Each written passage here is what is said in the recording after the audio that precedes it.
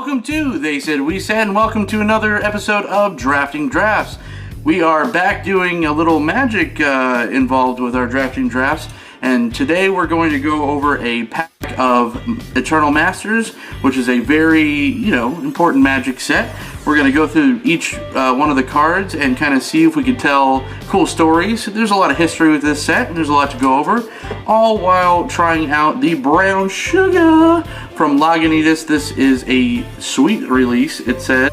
So this is a pretty big beer at 9.7%, so, it's kind of not, it's about afternoon, it's 5 o'clock somewhere, but this is definitely going to get the blood pumping with the daylight going, and it's Super Bowl Sunday, so, we got to celebrate somehow. So first, let's crack open into the Brown Shugga and see if it really is a sweet release, like all that off-camera noise. So we're going to be using Mr. Glenn Ree. Let's see if we could, this beer beats me over the head like Lucille did. Spoiler alert. So it is brown. It's not lying. It looks like an amber, kind of like an amber beer, that kind of style. It just smells super malty. It smells sweet, so, aptly named Brown Shugga.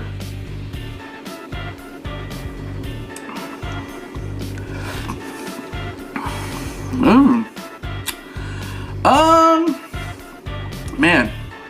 Now, if you watched the channel at all, you saw one of our last videos was the Adjunct Lager Beer Challenge, which was, spoiler alert, it was not my best showing. But this isn't that. This isn't as bad as that, but it's not as good as I thought it was going to be.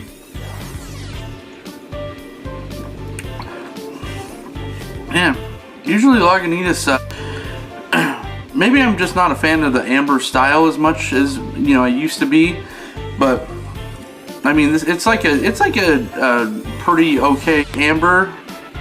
It's just very malty and kind of sweet, but definitely not my style. You can't really taste the 9.5 alcohol, or what was it, 9.5? The 9.7, excuse me. Can't really taste the 9.7 alcohol content. You don't get a lot of that alcohol sweetness, so it is kind of deceiving that way, but it's, it was okay. Now on to the pack of Eternal Masters. This one, I want to say thank you to Juicy for giving us the pack and kind of supporting the channel that way, so that was pretty awesome.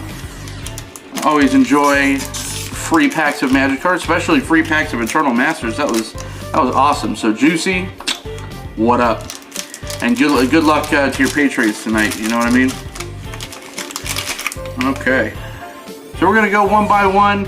Hopefully we'll get some cool cards and some cool stories out of this. So we have Borderline Marauder, so already 0-1 on the cool story. I think this one came out in Magic 2014. That Brown Shugga kicking in. It's okay. It was a fine kind of like aggressive card in that format.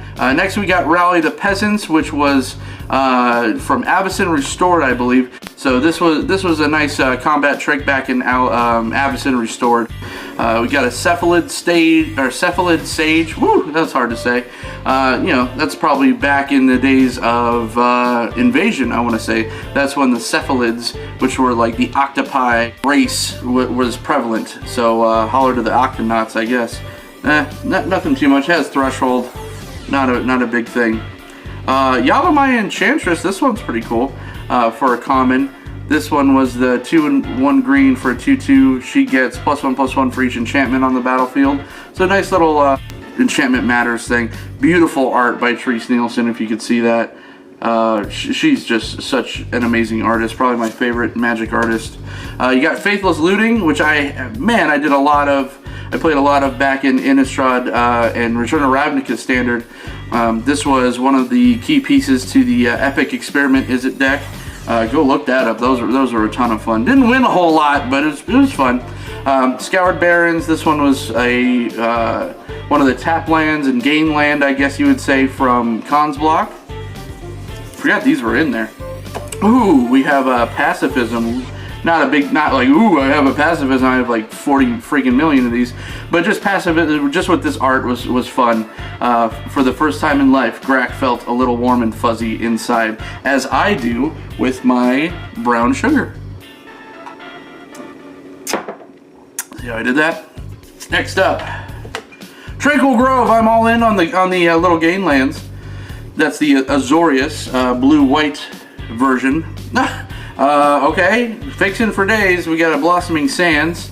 That is the Celestia, or the green-white version. Here's a good one. So we got a Curd Ape.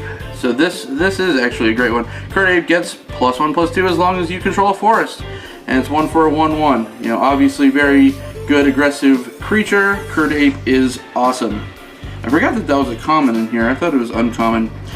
For the first uncommon, we have Brawn, which is a nice little staple in commander decks, like dredge decks, kind of like green-black strategies. This one was the one where it was 4 for a 3/3 with trample. As long as he's in the graveyard, and you have a forest, creatures you control have trample. I believe this one was from Judgment. This was the heavy Graveyard Matters themed set. I think this was the one that was all, no, I guess that was Torment. Torment was the one that was all like black matter, like black magic cards matter, no pun intended at all, set. But yep, Burning Vengeance. This was, I believe this was a rare. I guess it got downgraded. It was meh. I don't even, not very exciting. Next uncommon, we have the Worn Power Stone. Again, very good commander card. It comes into play tapped. You get to add 2 Wingdings to your mana pool for 3. There's a fly right there. And our rare is Braids. Braids Cabal minion. I mean, there's some cool stories about Braids. She has kind of a bad rep, so to speak. She is a 2 and 2 black for a 2/2 at the beginning of each player's upkeep. That player sacrifices an artifact, creature, or land, and she's pretty much banned in any kind of format you can think of, especially in Commander. So you get nothing. You lose. Good day, sir. And you get a rare in Eternal Masters in each pack, and we got Soul Catcher. I want my bird. We got a bird doing a thing, but it's foily. Ooh. Yeah. Something about something. Flying whenever a creature with flying dies, put a 1/1 counter on it. Cool. Ooh, we did get a little goblin token though. So that's our pack of Eternal Masters, and that is our dip into the Brown Shugga by Lagunitas, out of Petaluma, California. And like I said, not a huge fan of this beer. Maybe it's just the style. It doesn't taste like it's incompetently made or anything like that. It's just maybe not my style. I am enjoying the 9.7% on this. Just too malty and just not for me. Anyways, tell me if you guys like this video, if you want to see more unpacking on drafting drafts of packs, and what kind of beers you're drinking. So just quickly to throw a score on this, I would give Brown Shugga by Lagunitas a 2.7. I know, harsh words, but it's just kind of meh. My name's John, aka the Orzhov Dun. Please like, comment, and subscribe. Tell everyone. Guys, we just recently hit over 100 subscribers on the channel. I want to thank each and every one of you, from our Magic community, from our Walking Dead community, from all the communities out there. Thank you so much for helping us reach this milestone, and on to the next one. So we'll see you next time.